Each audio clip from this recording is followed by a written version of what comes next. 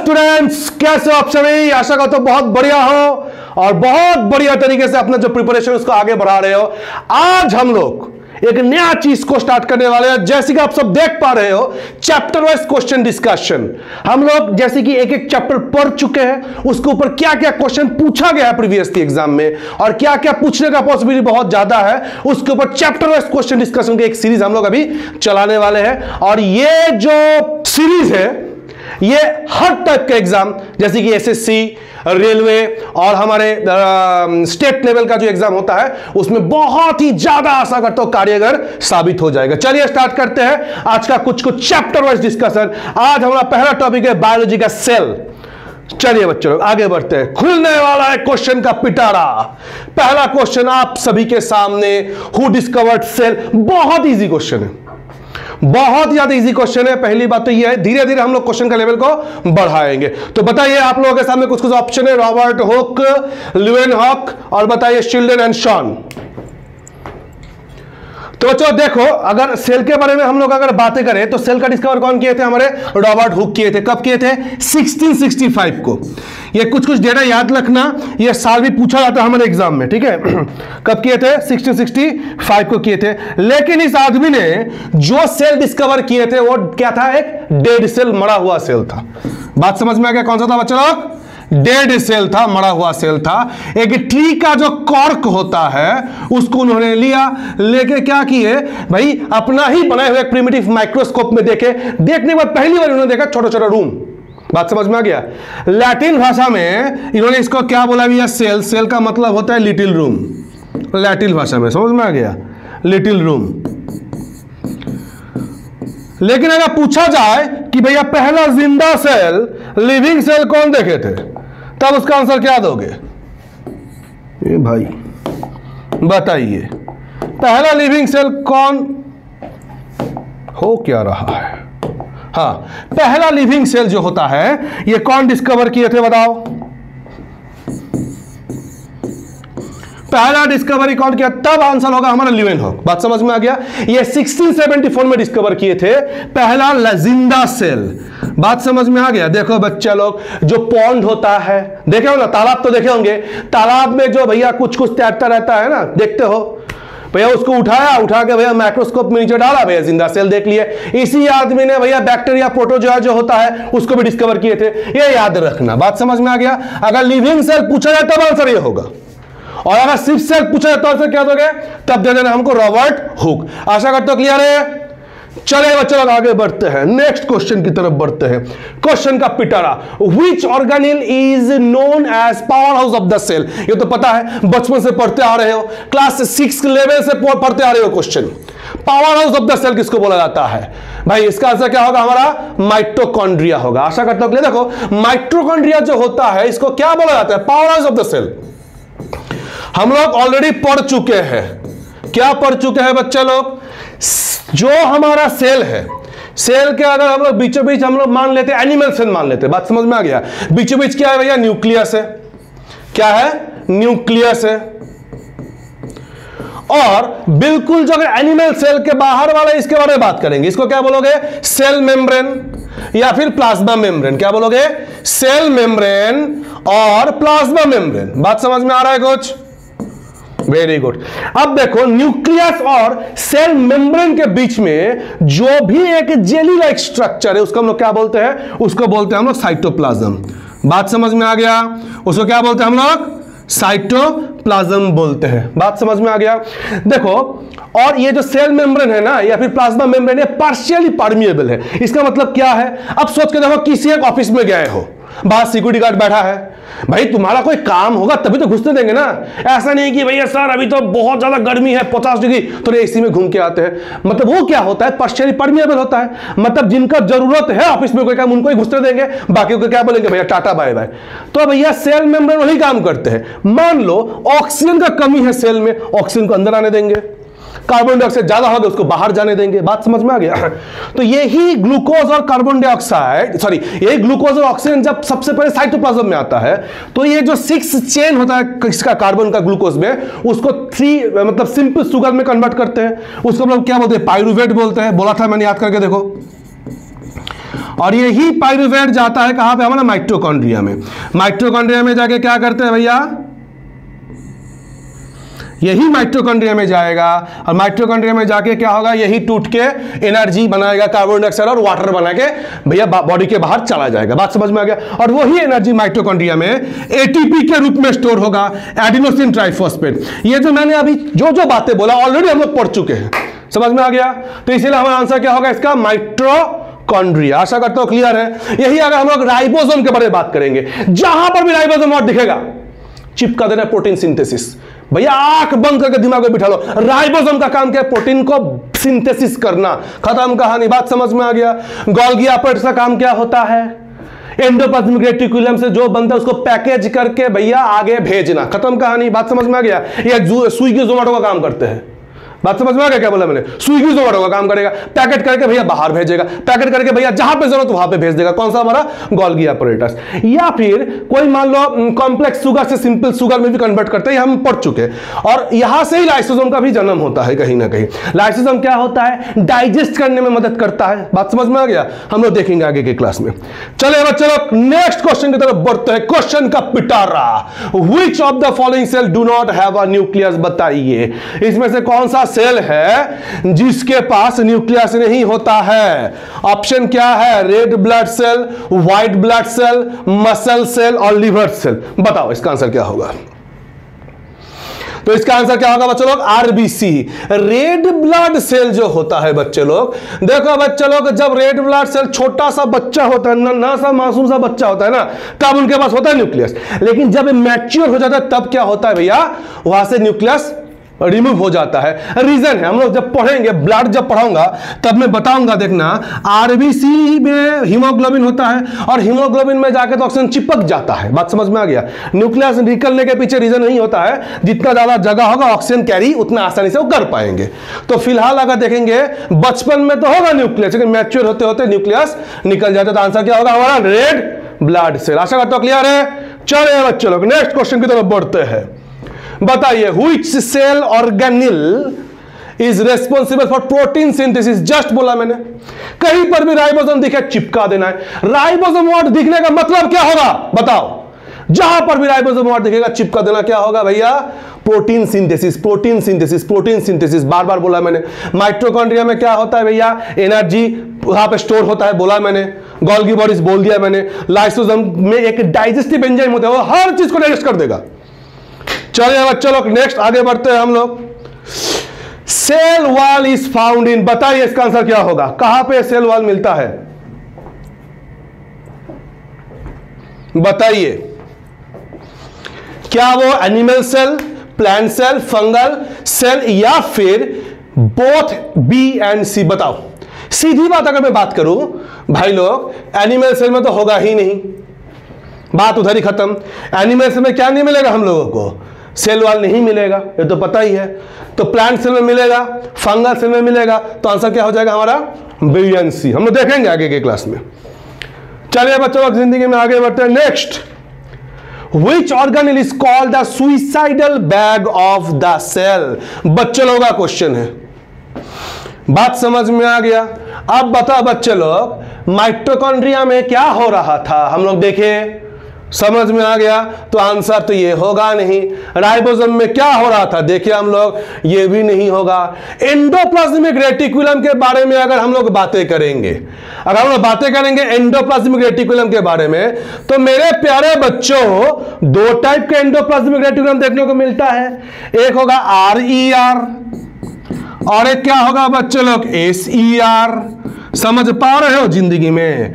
RER का मतलब क्या, rough endoplasmic reticulum, smooth endoplasmic reticulum. मतलब क्या है, मान लो ये क्या है, 2 मिनट के लिए मत मानो, टेढ़ा हो गया। अब मान लो ये ER है, मान लो 2 मिनट के, ठीक है, मान लो। अब बताओ बच्चे लोग, ये भी ER है। अब मान लो इस ER में कुछ चिपका हुआ है, बात समझ में आ गया।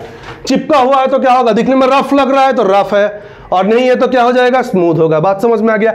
ये है क्या चीज, बताओ हमको, क्या चिपका होता है इसमें।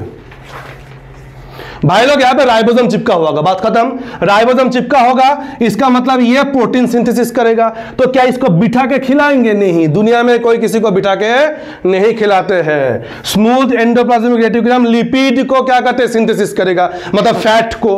और ये क्या करेंगे भाई हमारे, अभी तो बोला, क्या बोला जो सुने हो, वेरी गुड। तो भाई ये भी नहीं होगा, तो बचा क्या? लाइसोसोम। अरे लाइसोसोम के अंदर एक डाइजेस्टिव एंजाइम होता है, बात समझ में आ गया? कोई भी फॉरेन पार्टिकल घुसा, लाइसोसोम जाकर थूक देगा, खत्म कहानी उसके ऊपर। और यही लाइसोसोम अगर सब एक साथ ब्लास्ट हो जाता है ना, तब क्या होगा? पूरा जो सेल को ही डाइजेस्ट कर लेगा। इसीलिए क्या होता है, इसको हम लोग क्या बोलते हैं? लाइसोसोम को क्या बोलेंगे? Suicidal bag of the cell. आशा करता हूं क्लियर है मेरे प्यारे बच्चों। चलो आगे बढ़ते हैं, नेक्स्ट क्वेश्चन की तरफ बढ़ते हैं। The basic functional structure of life, ये बताओ। Basic functional and structure of life का मतलब क्या है? जिसके नीचे एग्जिस्ट करना पॉसिबल नहीं है। बात समझ में आ गया क्या बोला मैंने? जैसे कि सीधी बात है बच्चा लोग, नॉर्थ ईस्ट में बिना मैथ का एग्जिस्ट करना पॉसिबल नहीं होता है, समझ में आ गया? तो भैया जिसका मैथ स्ट्रांग, बाय डिफॉल्ट बाकी सब स्ट्रांग हो जाता है और वो एग्जिस्ट कर जाता है कॉम्पिटिटिव एग्जाम की दुनिया में। तो बताइए मेरे प्यारे बच्चों, basic function and structure of life क्या होगा? भैया सीधी बात बताओ। ए भैया सीटीओ याद है? सीटीओ, सीटीओ याद है? हाँ, सेल, टिश्यू और ऑर्गन, याद है क्या? नहीं है? सेल, टिश्यू, ऑर्गन याद है? मतलब सेल, देखो सिमिलर टाइप ऑफ सेल जो होता है, सिमिलर टाइप ऑफ सेल मिलने के क्या बनाएगा? टिश्यू बनाएगा। और सिमिलर टाइप ऑफ टिश्यू मिलकर क्या बनाते हैं? ऑर्गन बनाते हैं। ही तो होता है ना। ये ऑर्गन को भैया अजय देवगन हो गया, चलो ठीक करते थोड़ा सा, बात समझ में आ रहा है जिंदगी में। तो ये क्या हो जाएगा बच्चे लोग? ऑर्गन हो जाएगा। बात समझ में आ गया? तो सोच के देखो बच्चे लोग, क्या ये जो ऑर्गन है, क्या ये बेसिक यूनिट ऑफ लाइफ है? नहीं है। ये है? नहीं है। तो ये होगा, क्योंकि सेल के नीचे एग्जिस्ट करना पॉसिबल नहीं है। यही हम लोग पढ़ चुके हैं, prokaryotic cell, eukaryotic cell, single cell क्या होता है, मल्टी सेलुलर ऑर्गेनिज्म क्या होता है। बात समझ में आ गया क्या बोला मैंने? तो आंसर क्या हो जाएगा बच्चों लोग? सेल हो जाएगा। Basic structural unit of life क्या हो जाएगा हमारा? सेल हो जाएगा। चलिए मेरे प्यारे बच्चों आगे बढ़ते हैं। Next, which of the following is single celled organism? एक ही सेल है बोला था मैंने। भाई एक बात बताओ, हम लोग जो है, हम लोग सिंगल सेल है क्या? नहीं है, मल्टी सेलुलर है। बात समझ में आ गया? भाई आर्थवर्म खाए हो? आशा करता हूं कोई कोई नहीं खाए हो। तो आशा करता हूं, बताओ एक बात, मेंढक खाते हो? चाइना में खाते हैं। मशरूम तो खाए होंगे। तो ऑब्वियसली ये तीनों के तीनों तो एक सेल से बना नहीं है। बात समझ में? एक सिंगल सेल बोला मैंने, एक नहीं बोला। बाद में बोलोगे एक ही सेल कहां से आ गया? एक अलग चीज है भैया, एक ही सेल है, देखेंगे हम लोग। तो भैया एमीबा जो होता है ना, एमीबा एक सिंगल सेल ऑर्गेनिज्म है। बात समझ में आ गया? एमीबा क्या होगा बच्चे लोग? एक सिंगल सेल ऑर्गेनिज्म होगा। आशा करते हो क्लियर है? चलिए क्वेश्चन का पिटारा, आगे बढ़ते हैं। Plasma membrane is made up of, बताइए प्लाज्मा मेम्ब्रेन जो होता है किस चीज का बना होता है? बताओ। क्या सिर्फ प्रोटीन का, क्या सिर्फ लिपिड का, क्या प्रोटीन एंड लिपिड दोनों का, या फिर सेलुलोज का? सीधी बात, सेलुलोज जो होता है वो सेल वॉल, सी, इधर भी सी उधर भी सी। बात समझ में आ गया? सेल वॉल जो होगा वो क्या हो जाएगा हमारा? सेलुलोज। तो भाई प्लाज्मा मेम्ब्रेन प्रोटीन और लिपिड दोनों का बना है, समझ में आ गया? और प्राइमरीली फॉस्फोलिपिड होगा। अगर कभी ऑप्शन में फॉस्फोलिपिड लिख के आ गया ना, ठीक है, फॉस्फोलिपिड क्या लिख के आ गया? फॉस्फोलिपिड। बात समझ में आ गया? बात समझ में आ गया? देखो मेन प्रोटीन कौन सा होगा, ये भी एग्जाम में क्वेश्चन पूछा गया। मुख्य प्रोटीन जो होता है फॉस्फोलिपिड, सॉरी फॉस्फोलिपिड। बात समझ में आ गया? देखो आशा करता हूं क्लियर है क्या बोला मैंने, ये याद रखना। चलिए आगे बढ़ते हैं, आगे बढ़ते हैं। नेक्स्ट चलिए, which part of the cell contains genetic material? बात समझ में आ गया? कहीं पर भी अगर वर्ड दिख गया जीन, कहीं पर भी जेनेटिक मटेरियल, कहीं पर भी क्रोमोसोम, कहीं पर भी डीएनए, ये सब कुछ दिख गया ना, सीधा न्यूक्लियस चिपका देना, सीधा न्यूक्लियस चिपका देना। बात समझ में आ गया क्या बोला मैंने? वाट दिख गया, जीन, क्रोमोसोम, डीएनए, कहां से चिपका देना, सीधा कहां पे हमारा न्यूक्लियस में घुसा देना है, बात उधर ही खत्म। चलिए मेरे प्यारे बच्चों आगे बढ़ते हैं। Which of the following is not found in prokaryotic cell? क्या है प्रोकैरियोटिक सेल? बच्चे लोग हम लोग पढ़ चुके हैं, फिर भी एक चीज बता रहा हूं, सेल जो होता है दो प्रकार के मिलेगा हम लोगों को, एक प्रोकैरियोटिक सेल और एक क्या होगा मेरे प्यारे बच्चों, यूकैरियोटिक सेल। बताओ हम लोग प्रो है या यूकैरियोटिक है? बताओ हम लोग प्रो है यू है? अरे यू लिखा तो है, यूकैरियोटिक हो, खत्म कहानी। बात समझ में आ गया? प्रोकैरियोटिक कौन होता है भैया? बैक्टीरिया वगैरह जो होता है ना, वो प्रोकैरियोटिक में आता है, एक ही सेल का है। बात समझ में आ गया? अब कैसे भैया डिफाइन करेंगे एक प्रोकैरियोटिक है यूकैरियोटिक है? मान लो भैया मैंने दो सेल तुम्हारे हाथ में दिया, अब बताओ कौन सा प्रो है कौन सा यू है? सीधी बात, उसका जो बीच का जेनेटिक मैटेरियल जहां पे होता है, न्यूक्लियस वाले एरिया को फोकस करना है। बात समझ में आ गया?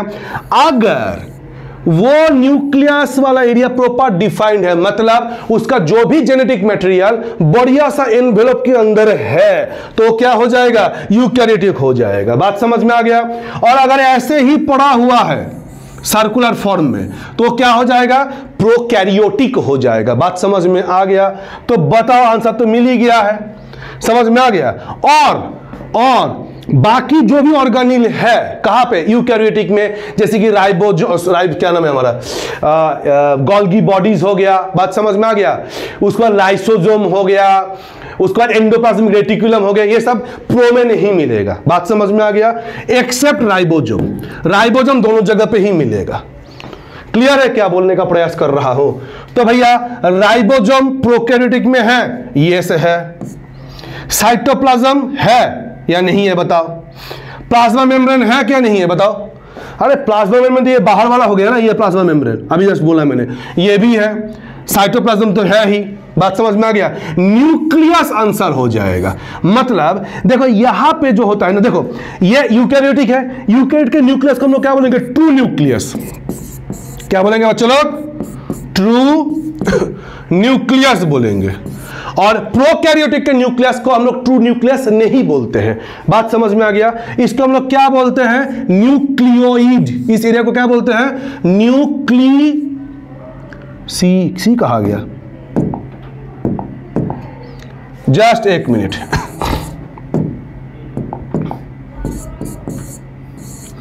बात समझ में आ गया? क्या बोलेंगे? न्यूक्लियोइड बोलेंगे। तो इस एरिया को जहां पे जेनेटिक मटेरियल मिलेगा किसका? प्रोकैरियोटिक का, उसको क्या बोलेंगे?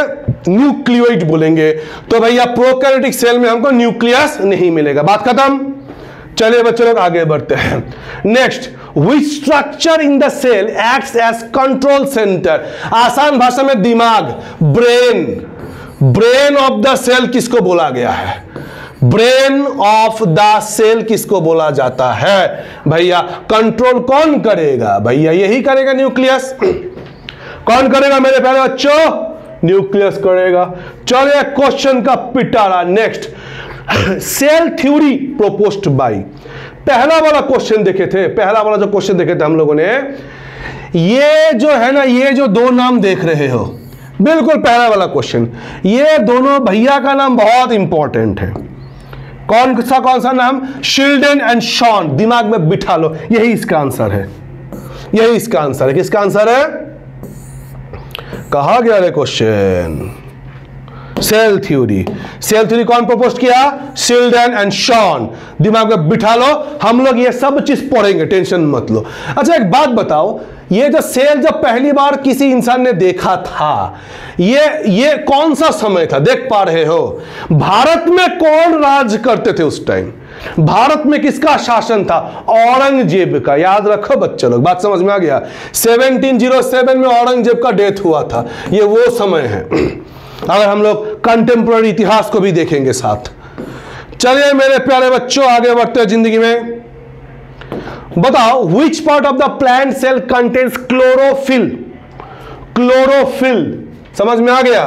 क्लोरोफिल का यूज किसके लिए होता है? फोटोसिंथेसिस के लिए। फोटोसिंथेसिस के लिए होता है। बात समझ में आ गया? मतलब जिसके थ्रू एक ट्री खाना बनाने का काम करते हैं। एक बात बताओ, ये हम लोग देख चुके हैं। अच्छा, ये ऐसे मत देखो इसको, उसके ऐसे याद कर लो, लाइफ में कुछ कर लो बच्चा लोग। यहां पे देखो ये क्या है? क्लोरो है। ये क्या है? क्लोरो है। खत्म कहानी। बात समझ में आ गया? तो क्वेश्चन क्या है कि क्लोरोप्लास्ट के अंदर हमको क्या मिलेगा भैया? क्लोरोफिल मिलेगा। क्लोरो। चलिए बच्चों लोग आगे बढ़ते हैं। Next question, what is jelly? अभी स्टार्टिंग में बोला था मैंने, पहला वाला क्वेश्चन ही देखो, jelly like substance inside of the cell called भैया साइटोप्लाज्म। तो बताओ बच्चों, प्रोटोप्लाज्म क्या होता है? देखो, अगर हम लोग इस सेल को देखेंगे, बात समझ में आ गया? न्यूक्लियस और सेल मेम्ब्रेन, ये क्या है? सेल मेम्ब्रेन या फिर प्लाज्मा मेम्ब्रेन। ये क्या है बच्चा लोग मेरे? न्यूक्लियस है। बात समझ में आ गया? न्यूक्लियस और प्लाज्मा मेम्ब्रेन के बीच में जो भी मिलेगा, मतलब जेली लाइक सब्सटेंस, को क्या बोलते हैं हम लोग? साइटोप्लाज्म। न्यूक्लियस के अंदर जो लिक्विड है उसको क्या बोलेंगे? न्यूक्लियोप्लाज्म। क्या बोलेंगे? न्यूक्लियस के अंदर न्यूक्लियोप्लाज्म, न्यूक्लियस के अंदर न्यूक्लियोप्लाज्म। बात समझ में आ गया? न्यूक्लियोप्लाज्म। और एक वर्ड आता है बच्चों लोग, प्रोटोप्लाज्म। बात समझ में आ गया? यहां पे क्या देखेंगे? सेल मेम्ब्रेन को छोड़ के इसके अंदर जो भी लिविंग पार्ट है सब क्या होगा? प्रोटोप्लाज्म हो जाएगा। सब क्या हो जाएगा? प्रोटोप्लाज्म हो जाएगा। बात समझ में आ गया? मतलब प्रोटोप्लाज्म के अंदर साइटोप्लाज्म, न्यूक्लियोप्लाज्म दोनों ही आएगा। बात समझ में आ गया? देखो, साइटोप्लाज्म से भी इसके बारे में बात हो रहा है, मतलब साइटोप्लाज्म के अंदर न्यूक्लियोप्लाज्म नहीं है, लेकिन प्रोटोप्लाज्म जो होता है सेल मेम्ब्रेन के अंदर जो भी लिविंग पार्ट है सब किसका पार्ट हो जाएगा? प्रोटोप्लाज्म का पार्ट हो जाएगा। बात समझ में आ गया? मतलब प्रोटोप्लाज्म के अंदर हमको क्या मिलेगा? न्यूक्लियोप्लाज्म भी मिलेगा, साइटोप्लाज्म भी मिलेगा। क्लियर है क्या बोला मैंने? चलिए आगे बढ़ते हैं। Next, which organelle helps detoxifying drugs in liver cell? बात समझ में आ गया? लिवर सेल में जो ड्रग्स को डिटॉक्सिफाई करने में कौन सा ऑर्गेनेल हेल्प करता है? यह होगा हमारा स्मूथ एंडोप्लाज्मिक रेटिक्यूलम। बात समझ में आ गया? चलिए बच्चों लोग आगे बढ़ते हैं। Next, which organelle is responsible for modifying, storing and packaging of protein? बताओ बताओ। Modifying, sorting and packaging protein, इसका आंसर क्या होगा? बताओ। चलिए होमवर्क रहेगा, ढूंढो। ये क्वेश्चन होगा बच्चों लोग होमवर्क। बात समझ में आ गया? ये रहेगा होमवर्क। चलिए बच्चों लोग आगे बढ़ते हैं। Next, which part of the cell is selectively permeable? Just बोला था मैंने, स्टार्टिंग में बोला था भैया प्लाज्मा मेम्ब्रेन। मैं ये बोल चुका हूं, सिलेक्टिवली परमिएबल का मतलब क्या होता है? जो भी चीज को जरूरत होगा उसको अंदर आने देंगे, जो एक्सेस है उसको बाहर जाने देंगे, सबको अंदर आने नहीं देंगे। बात समझ में आ गया क्या बोला मैंने? Selectively permeable. चलिए मेरे प्यारे बच्चों, क्वेश्चन खत्म हो गया। चलो कोई बात नहीं। अभी देखो, ये मेरा आदत है हर रोज होमवर्क देना। बात समझ में आ गया? तो भूल गया था तो भैया ये वाला क्वेश्चन को दिमाग में बिठा लो, और कृपया करके जिनको इसका आंसर नहीं मिलेगा हमको पूछ लेना है एक बार। आशा करता हूं क्लियर है। तो जो चैप्टर वाइज सीरीज हम लोग स्टार्ट किए हैं क्वेश्चन का, उसका पार्ट 1 आज खत्म होता है। पार्ट 2 के लिए बच्चों लोग जुड़े रहिए, ठीक है? पार्ट 2 बहुत जल्दी आने वाला है। तब तक के लिए thank you, tata, bye bye, प्रणाम, गुड नाइट, जय हिंद, और भूलना मत गर्दा उड़ा देना। चलिए थैंक यू।